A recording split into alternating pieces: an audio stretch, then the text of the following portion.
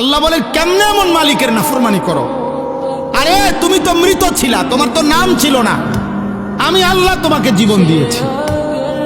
এইভাবে আল্লাহ মনে করায়, আল্লাহ যেন কাছে নিয়ে কইতেছে, এই বেটা কাইফা তাকফুরুন, আরে কেমনে আমার সেজদা না দিয়া থাকলা বেঈমান?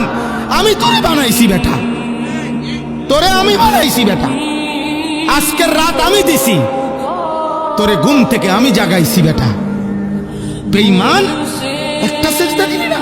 মানুষের বাচ্চা, মুসলমানের বাচ্চা বেটা, হাইওয়ান, একটা বেনামাজি দাঁড়াইয়া বল বেটা তুই মানুষের বাচ্চা বেটা?